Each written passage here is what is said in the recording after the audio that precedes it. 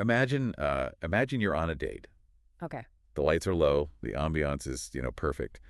And the person sitting across from you leans in, lowers their voice, and asks, "So where is this relationship going?" Oh, the terrifying question. Right, and your immediate panic response is to just start loudly reciting the Wikipedia page for, like, the Canadian goose. That is a very specific panic. I mean, you just start rambling about migration patterns and wingspans and dietary habits, literally anything to avoid answering the actual question. Yeah, just completely filibustering the date. Exactly. And in 1941, Cole Porter wrote an absolute masterpiece about exactly this kind of psychological panic.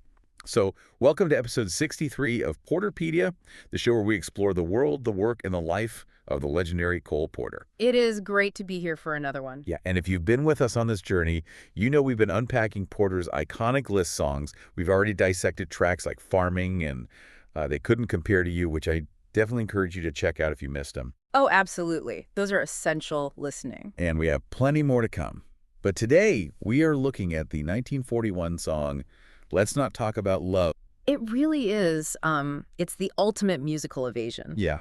And what's so remarkable about this specific track is that Porter isn't just, showing off his vocabulary or giving us a catchy melody. He's constructing this intricate, almost impenetrable psychological shield out of just cultural trivia. Right, which is why if you find yourself captivated by how Porter weaves these cultural touchstones into his music, you really should grab a copy of the Porter-Pedia book. It is a must-have, honestly. It really is. We've linked it in the episode description. It breaks down over 2,600 references Porter dropped throughout his career, which is just staggering. The amount of research in there is wild. And also the description, I've linked a performance of today's song. You absolutely must hear it. Oh, yeah, you have to hear the tempo. Yeah, the sheer speed and, well, the breath control required to pull it off, it will completely change how you hear our conversation today. But let's get into the mechanics of the song itself. Okay. Let's unpack this. We've got two characters, Maggie and Jerry. Right. And Maggie kicks off this duel, really. She sets a trap of pure, aesthetic seduction. She does, and she does it by framing intimacy as something highly stylized. I mean, her opening invitation is, "Darling, let's talk about love." Sounds simple enough. It does, but she immediately wraps that invitation in the most sophisticated, intimidating language possible. Oh, yeah. She uses these incredibly tight polysyllabic rhymes. She sings about throwing away anxiety, forgetting propriety, ignoring respectable society, and bypassing the rector and his piety. The rhyme scheme itself feels like a barrier to entry.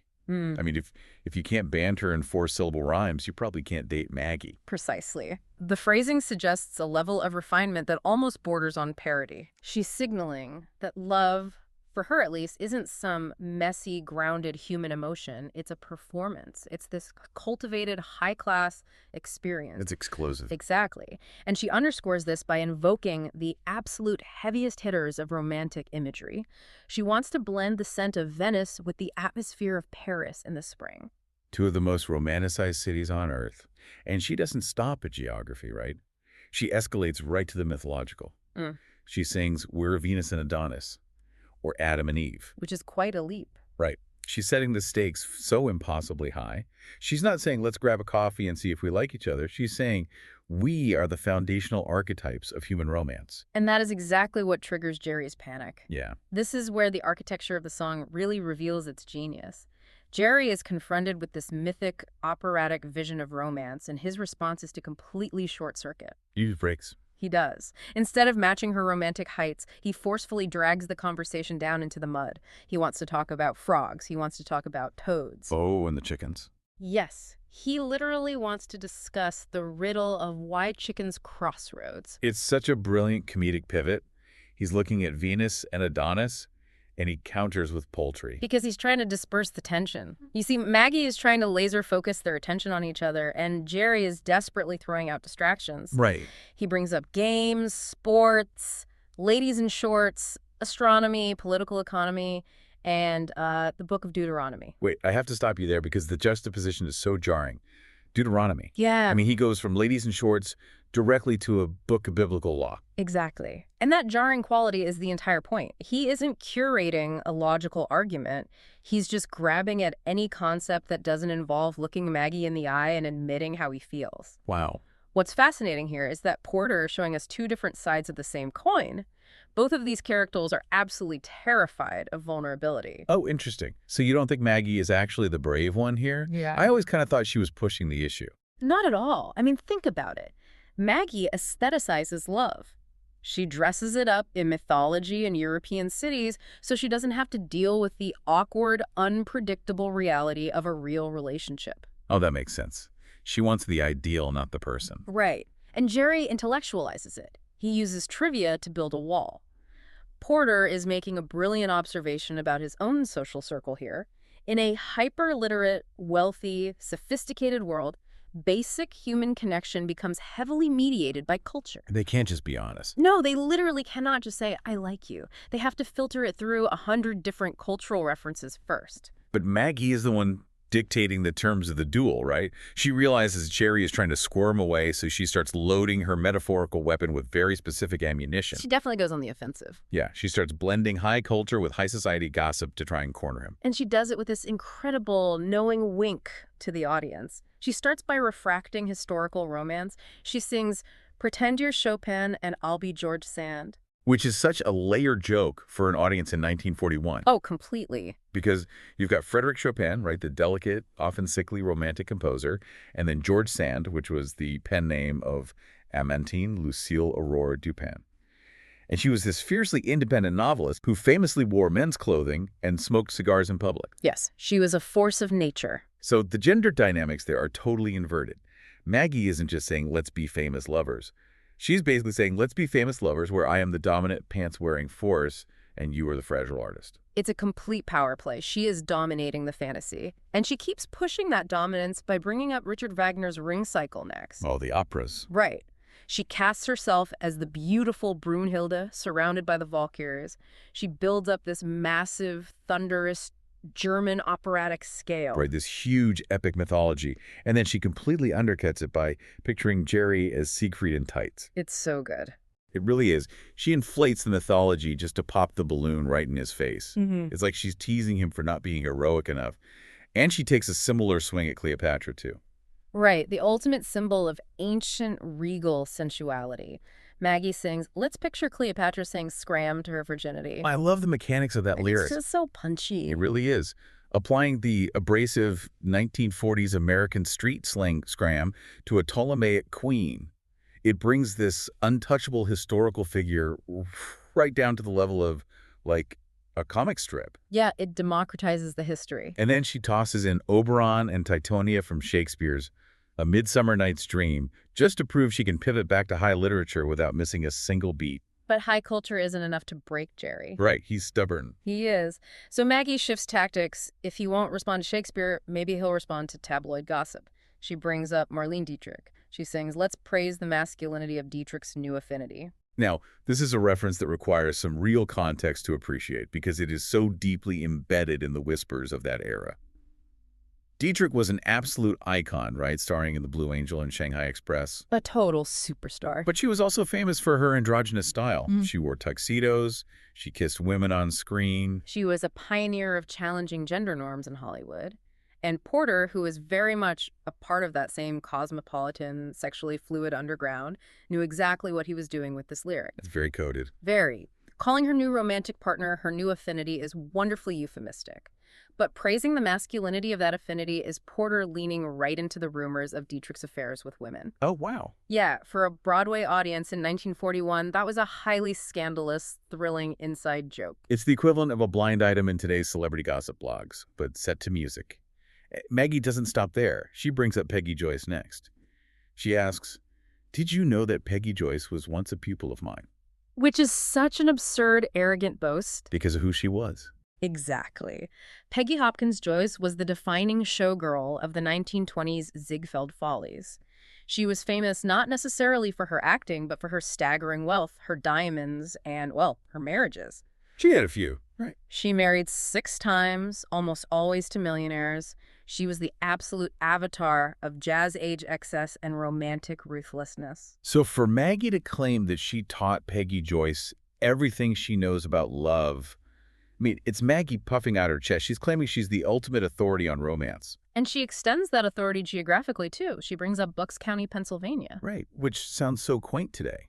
I mean, when we think of Bucks County, we think of, antique shops and bed and breakfasts, but Maggie calls it just a nest of nymphomania.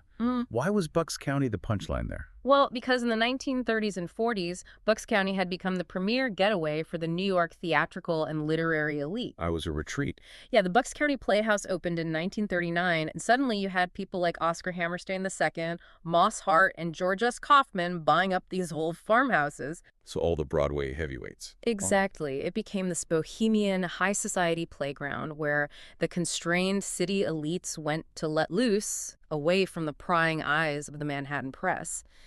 So calling it a nest of nymphomania is Maggie winking at the scandalous weekend behavior of their own peer group. Okay, looking at all this ammunition, Chopin, Dietrich, Bucks County, it really makes me wonder, is Maggie actually looking for love here?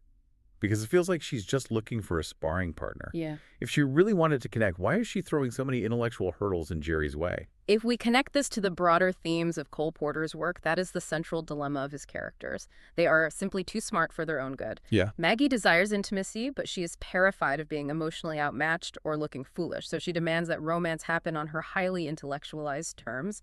She wants a lover who can parry her verbal gymnastics. She's essentially testing Jerry. Well, Jerry realizes he's failing the test. Maggie's romantic framing is just way too aggressive for him, so he executes a hard pivot. He abandons frogs and astronomy and reaches for the most fundamentally unromantic, stressful topics available to a person in 1941. Domestic bureaucracy and the looming threat of global warfare. We really have to situate ourselves in the reality of the audience sitting in that theater. By 1941, the world is standing on a knife's edge.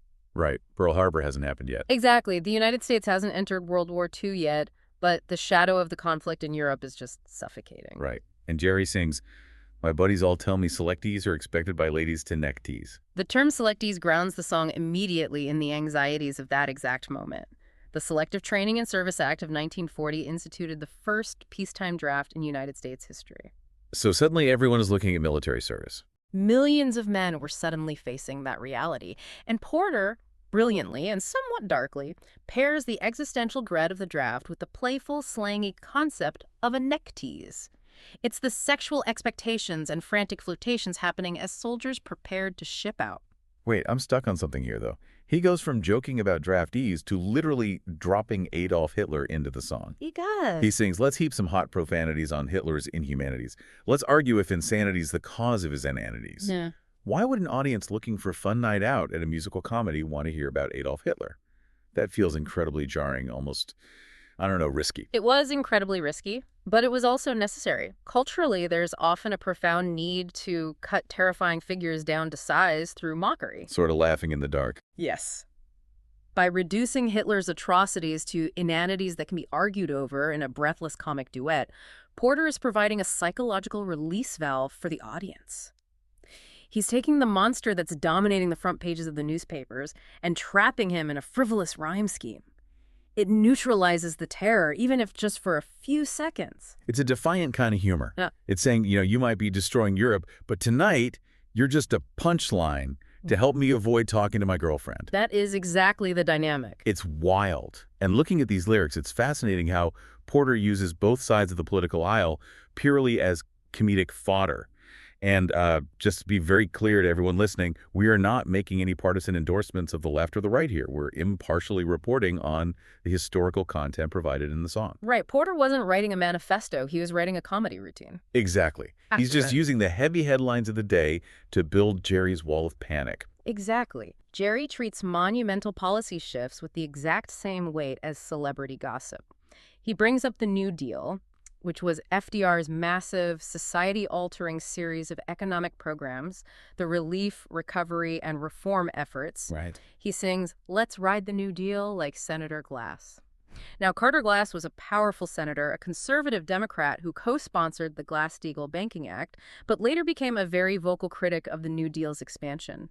Jerry's just throwing his name into the mix as a distraction. And then he pivots to the executive branch, singing, "Let's telephone to Ikes and order more gas."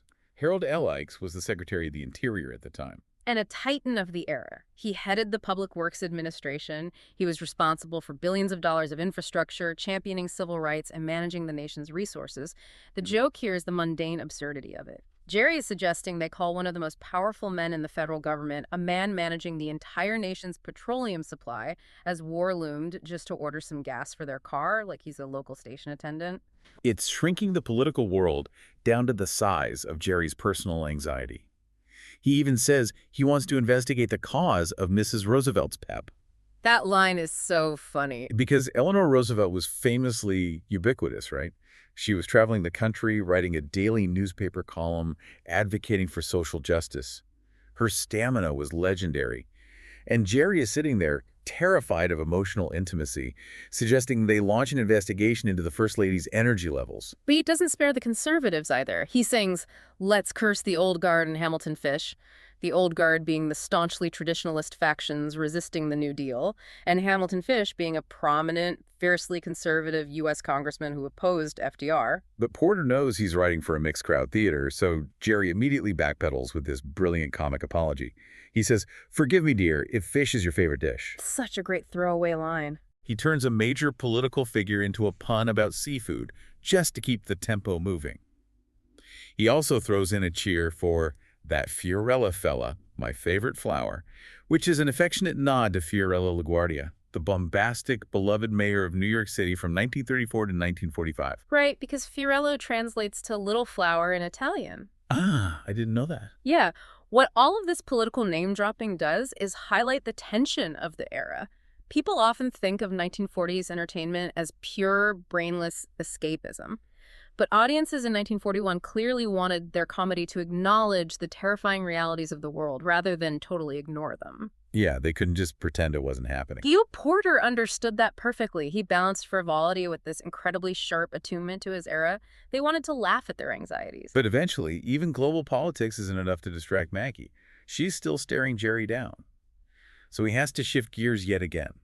If she won't engage with the draft or the New Deal, he pivots to the ultimate American distraction. Hollywood. Yep, the Hollywood machine and the currency of celebrity. Because by 1941, this studio system was at the height of its power, and the stars it manufactured were treated like American royalty.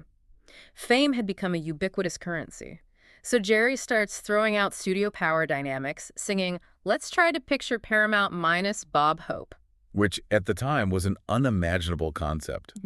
Paramount Pictures basically built its comedic empire on Bob Hope. He was everywhere: radio, his USO tours, the hugely successful Road to Movies with Bing Crosby. Trying to picture Paramount without him was like trying to picture the ocean without water. And Jerry follows that up by targeting the producers. He suggests they get champagne and drink to Sammy Goldwyn, but then quickly adds the punchline, "Include me out, please." This would be one of my favorite inside jokes in the whole song. It's so clever. It is. Samuel Goldwyn, the major producer and co-founder of Goldwyn Pictures, which later became MGM, was famous for his malapropisms, these mangled, contradictory phrases that somehow made perfect sense. "Include me out" is arguably his most famous alleged quote. So Jerry is proposing a toast to him. And in the exact same breath, using Goldwyn's own mangled English to beg Maggie to let him escape the conversation. It's incredibly efficient writing, and Porter does the same thing with the Broadway establishment.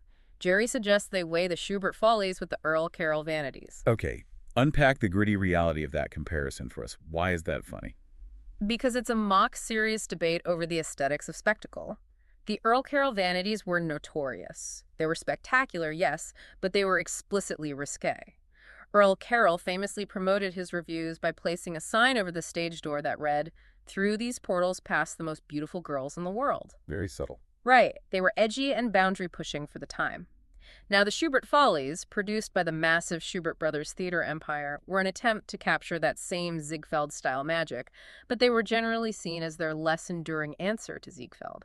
A bit more commercial, maybe less daring. So Jerry is basically asking Maggie to debate the artistic merits of two different sets of chorus girls. Yeah. It's a totally absurd, lowbrow theater debate masquerading as intellectual discourse. But my absolute favorite part of this segment, and really the whole song, is when Jerry dives into the petty, venomous star gossip. Oh, he really goes for the jugular. He does. He sings, let's speak of Lamar, that "Haiti so fair, why does she let Joan Bennett wear all her old hair?" The specificity of that lyric is Not astonishing. so catty. It is. Hedy Lamarr was an Austrian-born superstar who caused an international scandal with her nude scenes in the 1933 European film Ecstasy. When she came to Hollywood and starred in Algiers, she became the template for exotic, mysterious glamour. Her signature look was this dark, lush, cinder-parted hair. Right, and Joan Bennett, up until 1938, was a very successful but somewhat generic blonde ingenue. She played these sweet, innocent roles. But then, for the film Trade Winds, she dyed her hair dark brunette. And it completely changed her career trajectory. He was a massive reinvention. Totally. She suddenly became this sultry femme fatale, starring in huge film noirs.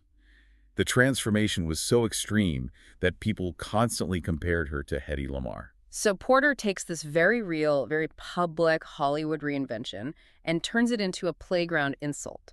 He doesn't just say they look alike. He implies Joan Bennett is literally wearing Hedy Lamarr's discarded hair. It's brutal. It's a razor-sharp, catty observation that perfectly captures the triviality Jerry is aiming for. And he takes a similarly brutal swing at Greta Garbo, the Swedish Sphinx, the most mysterious, revered, dramatic actress of her generation. Jerry asks, is it a fact the Navy's launched all her old shoes? Garbo was known for being intensely private and fiercely protective of her image. She was also about 5'6" to 5'7", which was relatively tall for an actress of that era, so she frequently wore flat shoes to avoid towering over her male co-stars. And the press lost their minds over it. They did. The tabloids, desperate for anything to write about her, sparked these ridiculous rumors that she had massive feet. And Porter blows that rumor up to absurd proportions, comparing her flat shoes to naval battleships. It's so mean, but so funny. And he intentionally distorts language to mock Betty Grable, too. The famous World War II pinup? Right. He sings about the career of itty-bitty Betty Grable. He stretches her name out to Grable just to make the rhyme work, and calls her itty-bitty entirely ironically. She was completely average height, about 5'4". He doesn't care about the facts. He just cares about the rhythm of the deflection. He also throws in a line about the veracity of Barrymore's vivacity. John Barrymore was part of the royal family of the American stage and screen, but his struggles with alcoholism were legendary and tragic. By using the archaic, overly formal word vivacity to describe his drinking, Jerry is distancing himself from the tragedy of it, elevating the vice with a fancy word. Yeah, turning it into a polysyllabic parlor trick. Exactly. He also tosses in Wallace Beery, the rugged MGM star from The Champ. What's happening here is a leveling of all information. Jerry's mind is a blender. Political figures, chorus girls, legendary actors, and military drafts are all just raw material to be thrown at Maggie. You know, sitting here analyzing this, it feels incredibly modern. It reminds me exactly of the experience of scrolling through a social media feed today. Oh, that's a great comparison. I mean, you open an app and you see a post about international news. The very next post down is a video of a celebrity's bad haircut. And right below that is a meme about the book of Deuteronomy. The high culture, the existential dread, and the absolute lowest gossip sit right next to each other with no hierarchy whatsoever. That is a perfect analogy. Everything is just content to be consumed. But this raises an important question for Jerry. What happens when the content runs out? When you hit the bottom of the feed. Right, because Maggie isn't backing down. And as Jerry runs out of pop culture shields and political names to drop, he realizes he can't win with facts anymore, so he abandons meaning entirely. He devolves into pure, breathless, linguistic panic. The final stanza is an absolute linguistic crescendo. He stops using proper nouns and starts hurling academic disciplines and abstract nouns at her. He builds a literal wall of words. And he signals exactly what he's doing by referencing the Tower of Babel. The biblical story of the Tower of Babel is the story of humanity trying to build a structure to reach the heavens, and God thwarting them by confusing their language so they can no longer understand each other. It fits perfectly. It is the most fitting, profound inclusion in the entire song. Jerry is actively, desperately trying to confuse the language of their conversation. He wants them to stop understanding each other. He even mocks the very concept of intellectualism while hiding behind it. He throws in an exaggerated elitist pronunciation of Harvard University, singing about Harvard University. He's mocking the prestige of the intellect, but he's simultaneously using it as his armor. And he suggests they bring on a Jeroboam, which is a massive, oversized bottle of wine holding roughly 4 standard bottles, and use that liquid courage to write a drunken poem on a ridiculous, exhausting list of oetologies. Let's talk about the mechanics of singing this list, because it is physically demanding. He rapid-fires astrology, mythology, geology, pathology, psychology, electrophysiology. It's a barrage of plosive sounds and harsh consonants. The rhythm of the suffixology becomes a drumbeat. It requires immense breath control from the performer. The singer literally cannot pause to take a breath, which perfectly mirrors Jerry's psychological state. If he stops to breathe, Maggie might say, "I love you," and he's terrified of that. So he just has to keep vocalizing. He starts throwing in weirder, more obscure disciplines. He mentions philology. The study of language and history, a very meta joke considering he's manipulating language in real time. He brings up phrenology, the pseudoscience of skull shapes, and my personal favorite, just for the sheer shock value of the word, spermology. Which, to a 1941 audience, probably elicited a few gasps or nervous giggles. But in a botanical context, it simply refers to the study of seeds. Jerry doesn't care about the botanical definition, though. He only cares about the phonetic impact of the word. He's deploying these terms solely for their syllables. And when he runs out of ologies, he immediately shifts to the idities. He starts listing abstract conditions: timidity, stupidity, solidity, frigidity, and then avidity, meaning extreme eagerness or greed; pomposity, meaning self-importance. He throws in turbidity, a word usually referring to cloudiness in liquids. He follows it with viscidity, the quality of being sticky or adhesive. It's like he swallowed a dictionary and is violently regurgitating it. Yeah. And he caps this entire frantic, breathless section off with the word verbosity. The absolute irony of that. Verbosity means being overly wordy. Jerry spends an entire song being the living, breathing definition of verbose just to avoid a four-letter word, love. And that irony is the linchpin of the song. By the end of this list, the structure of the lyric fractures entirely. He is no longer communicating ideas. He's just making sound to fend off vulnerability. The act of avoidance itself has generated the momentum. So what does this all mean when you step back and look at the sheer scale of what Cole Porter built here? The mythology, the politics, the Hollywood pettiness, the academic jargon. What is the ultimate takeaway? The synthesis of Let's Not Talk About Love is a profound, beautiful paradox. It is a song entirely exhaustively dedicated to avoiding love. It spends every single stanza running away from the topic. And yet, by doing so, it inadvertently proves that love is the central, inescapable human experience. Because if love wasn't a big deal, Jerry wouldn't have to work this hard to avoid it. If it was just a casual concept, he could brush it off. But instead, he has to marshal the entire history of Western civilization, global politics, and the English dictionary just to hold it at bay. Evasion becomes its own form of expression. Porter's true brilliance is that he transforms the comedic refusal to speak about love into a deeply moving statement about fear and intimacy. The List song becomes a cultural time capsule. It really does. It is a staggering piece of writing, and a perfect example of why we dedicate so much time to unpacking his work. If you want to understand the thousands of other brilliant layered references Porter hid in his music, you simply must buy the Porter-Pedia book linked in our description. You'll never listen to these songs the same way again. And again, do not leave without listening to the linked performance of Let's Not Talk About Love. Hearing the breathless panic and the razor-sharp timing of these lyrics delivered by a master performer brings everything we've talked about to life. You really have to hear the tempo to fully appreciate the psychological breakdown happening in the lyrics. Before we wrap up, I want to leave you with a thought to mull over. We mentioned earlier how Jerry's frantic topic jumping feels a lot like a modern social media feed. Think about the lists of things we consume today. Think about our endless scrolling through trivia, memes, breaking news, and hot takes. Are our modern cultural obsessions serving the exact same function as Jerry's frantic lists? Are we just using a constant flood of digital information to mediate the world and avoid the terrifying simplicity of just being vulnerable with the person sitting right in front of us? Keep that in mind next time you find yourself doom scrolling. Thanks for joining us on this exploration, and we'll see you next time.